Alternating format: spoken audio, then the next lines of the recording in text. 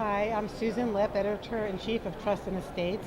I'm here at Heckerling with Hugh Magill, who is Executive Vice President and the Chief Fiduciary Officer at Northern Trust Corporation. So Hugh, you will be speaking, I believe, on the Uniform Principal and Income Act. Can you give us a little background on the act and how it's being implemented?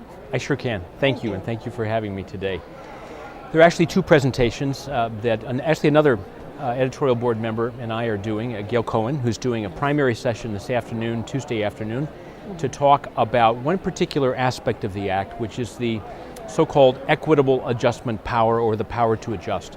And this is a power that gives the trustee the ability to adjust the income and principal of the trust in accordance with the broad circumstances of the trust. It's a power that came about for an interesting reason, in that we think near the end of this long period of decline. Economists would call this a secular decline, where interest rates and dividends have been in a kind of a long period of going down very significantly. Matter of fact, I noted in preparation for this that if you look at stocks globally, from 1991 to 2012, the percentage of stocks that pay a dividend declined from 71% to 61%. So it's harder for trustees administering net income trusts to produce sufficient levels of income to ensure that the trust is providing meaningfully for the beneficiary in the way that the grantor intended. Right. And so Gail will be talking about that this afternoon, and then we have a panel presentation tomorrow afternoon where Gail and I and an attorney from Florida, George Karabjanian, are going to be talking more specifically about how does the power work. How many states can you exercise the power? Well, there are about 47 states. There are 3 that are holdouts. And then there's a similar power in other states. About half those states can do something called a unitrust conversion that allows the trustee to convert a net income trust into a trust that pays a fixed percentage of its market value out on an annual basis. That percentage has to lie between 3 and 5%. In some states, it's mandated by statute to be a fixed, say, 4%. But these are tools that a trustee needs to consider using to ensure that the way in which they administer the trust is impartial and it's fulfilling the objectives of the trust.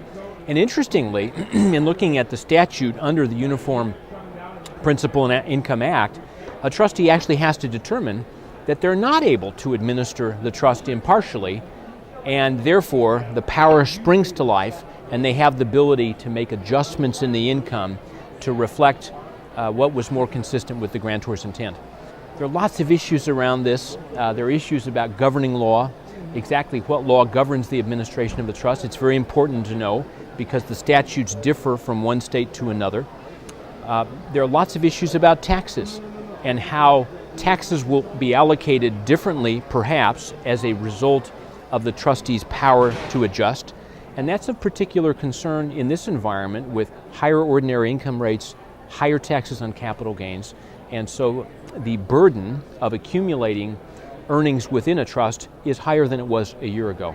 And so one of the issues that we'll explore is the way in which the trustee takes into account how their decisions impact the allocation of income taxes and how that influences the growth of a trust over time. So it's one of many discretionary powers that trustees have, but it's a very important one in today's environment. It remains very low interest, low dividend paying, not necessarily low rent environment, but an environment that may not be providing the level of cash flow to beneficiaries that grantors intended when they sign their trust documents. So we hope that many will come this afternoon to Gail's presentation and then to the panel presentation tomorrow afternoon. Yeah, no, it sounds like a really interesting topic, and thank you for coming by and talking about it with us. And good luck tomorrow. Thank you.